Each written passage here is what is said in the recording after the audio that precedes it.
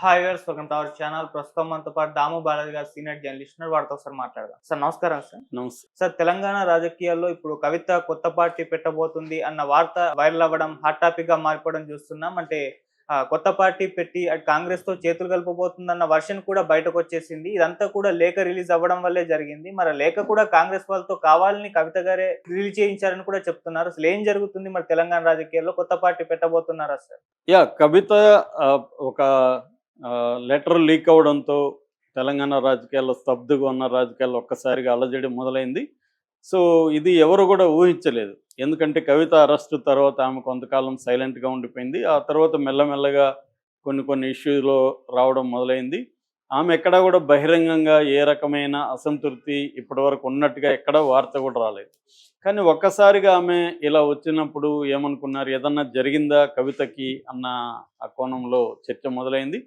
So ఆమె గత కొంతకాలంగా, అంటే తను అరెస్టు అయినాక కేసీఆర్ రాలేదు, చూడలేదన్న అసంతృప్తి ఉంది. ఆమెకు తల్లిదండ్రులు వచ్చి తనని జైలుకి వచ్చి పరామర్శించలేదు. ఇదే కేటీఆర్ జైల్లో ఉంటే ఇలాగే ఉండేవాళ్ళ, కూతురు కాబట్టి నన్ను ఇది చూస్తున్నారు, నేను ఎంతో చేశాను, ముఖ్యంగా తెలంగాణ జాగృతితో నేను బతుకమ్మ ఫెస్టివల్ ఇలాంటివి చేసి ఊరూర తిరిగి స్త్రీలందరినీ ఆర్గనైజ్ చేశాను, ప్రపంచవ్యాప్తంగా ఉన్న తెలంగాణ ప్రజలని ఆర్గనైజ్ చేయడంలో నా పాత్ర ఉంది, అయినా కూడా నన్ను మా నాన్న ఇలా చేస్తున్నాడు అనేది ఆమెకు ఒక సీరియస్ అసంతృప్తిగా ఉంది.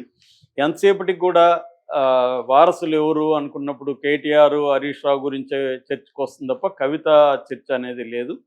సో ఈ నేపథ్యంలో ఆమె బాగా అసంతృప్తికి గురైనట్టుగా తెలుస్తుంది. పైగా కేసీఆర్ అసలు రాజకీయాల్లో స్తబ్దంగా మారిపోయి ఎర్రవెల్లి ఫామ్ హౌస్కి పరిమితం అయిపోవడం, కేటీఆర్, హరీష్ రావులే ఉండడం, తనని పక్కన పెట్టేయడం, తనని సైలెంట్గా ఉండమని కూడా కేసీఆర్ చెప్పాడని కూడా బయటకు వార్తలు వస్తున్నాయి. సో ఈ నేపథ్యంలో నేనెందుకు సైలెంట్గా ఉండాలా, నాకు రాజకీయ ఆకాంక్షలు ఉండవా, నేను తెలంగాణ ప్రజల కోసం పనిచేయకూడదా అన్న దీంతో ఆమె రగిలిపోయినట్టుగా చెప్తున్నారు. అందుకనే ఒక ప్లాన్డ్గా ఆమె ఈ అకేషన్ ఉపయోగించుకొని తను అమెరికాలో ఉన్నప్పుడు ఈ లెటర్ లీక్ చేయడం, అది కూడా కాంగ్రెస్ వాళ్ళతో లీక్ చేయడం, ఒక లాంగ్ టర్మ్ ప్లాన్ వేసుకున్నట్టుగా చెప్తున్నారు. అంటే షర్మిల ఎగ్జాంపుల్ నుంచి ఆమె గుణపటం తీసుకొని మనం షర్మిల లాగా ఇదైపోకూడదు, ఏది చేసినా సక్సెస్ఫుల్గా చేయాలంటే మనం స్ట్రాటజీస్ ఇంపార్టెంటు అని. ఎందుకంటే ఆమె కేసీఆర్ని దగ్గరగా చూసింది. షర్మిల కంటే వాళ్ళ నాన్న వారసత్వాన్ని క్లెయిమ్ చేసుకుంటుంది షర్మిల, కానీ ఈమె క్లెయిమ్ చేసుకుంటూనే నాన్నను కూడా ధిక్కరించే పరిస్థితిలోకి వచ్చింది.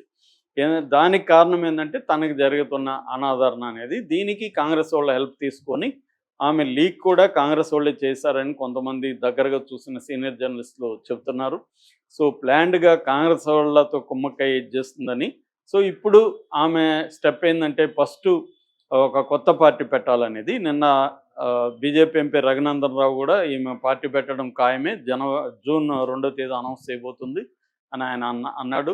అట్లాగే ఈరోజు బంజారా హిల్స్ తన నివాసంలో మన సింగరేణి దగ్గర నుంచి వచ్చిన తెలంగాణ జాగృతి నాయకుల్ని ఆమె కలిసింది, సమావేశమైంది. సో ఆమె వరుసగా సమావేశాలు నిర్వహిస్తుంది. దీన్ని బట్టి ఆమె కాంగ్రెస్తో ఆల్రెడీ ఒక ఒప్పందం కుదుర్చుకొని డైరెక్ట్గా కాంగ్రెస్లో చేరితే ఇప్పుడు ఇబ్బందిగా ఉంటుంది, బీఆర్ఎస్ని చీల్చిన అపఖ్యాతి కాంగ్రెస్కి వస్తుంది. కాబట్టి ఆమె ముందుగా సొంత పార్టీ అనౌన్స్ చేసి బీఆర్ఎస్ ఎమ్మెల్యేలని చీల్చాలి. ముఖ్యంగా ఏంటంటే రేవంత్ రెడ్డికి తలనొప్పిగా ఉండేది సిటీ చుట్టుపక్కల, సిటీ అండ్ గ్రేటర్ హైదరాబాద్లోనే బీఆర్ఎస్కి బలం ఉంది. దాదాపు 39 సీట్లలో 18 పైన ఇక్కడే వచ్చాయి.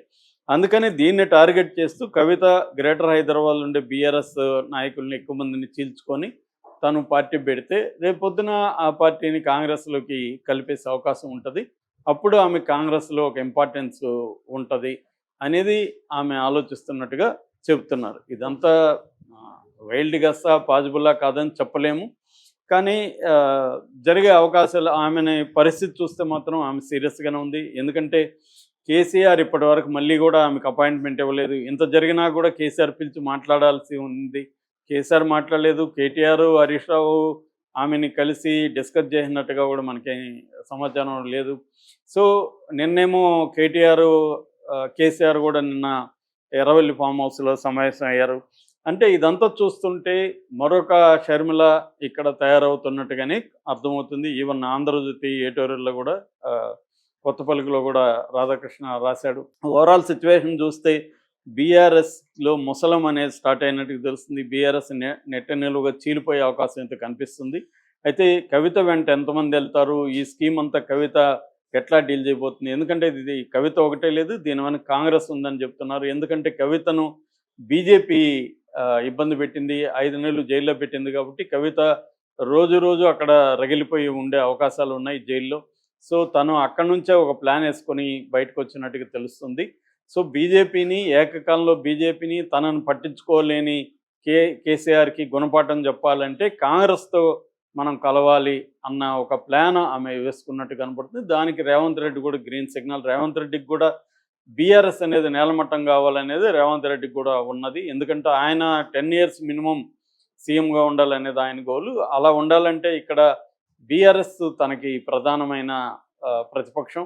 ఎందుకంటే బీజేపీ ఇప్పటికిప్పుడు అధికారంలోకి వచ్చే పరిస్థితి లేదు, బీజేపీలో ఆ స్థాయి నాయకులు లేదు.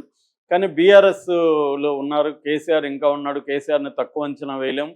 కాబట్టి కేసీఆర్ని దెబ్బ కొట్టాలంటే ఇంట్లో నుంచే నరుకు రావాలని రేవంత్ రెడ్డి ప్లాన్ వేశాడు. ఆల్రెడీ ఈమెకు కూడా అసంతృప్తి తీవ్ర స్థాయిలో ఉంది కాబట్టి కవిత రేవంత్ రెడ్డి ఒకటయ్యి ఈ ప్లాన్లకి వచ్చారు. అందుకని ఈ లెటర్ లీక్ వెనక కూడా కాంగ్రెస్ వాళ్ళు ఉన్నారనేది కొన్ని ఛానళ్ళకి కాంగ్రెస్ వాళ్ళే కాంటాక్ట్ చేసి ఇలా ఒక లెటర్ రాబోతుంది, మీరు లీక్ చేయాలని చెప్పినట్టుగా వార్తలు వస్తున్నాయి. సో దీన్ని బట్టి ఇప్పుడు ఇది ఒక పెద్ద ఛాలెంజ్. ఎప్పుడైనా కూడా ఎక్స్టర్నల్ ఛాలెంజ్ కంటే ఇంటర్నల్ ఛాలెంజెస్ ఒక్కోసారి మోర్ డేంజరస్. మనకి అక్కడ కూడా చూస్తున్నాము, జగన్కి షర్మిల ఎంత నష్టం చేసిందో చేస్తూ ఉందో మనకి అక్కడ అర్థమవుతుంది. ఎందుకంటే సొంత తల్లి చెల్లిని నువ్వు డీల్ చేసుకోలేనోడు పార్టీని ఏం డీల్ చేస్తావు, రాష్ట్రాన్ని ఏం డీల్ చేస్తావు అన్న ప్రశ్న సహజంగానే వస్తుంది.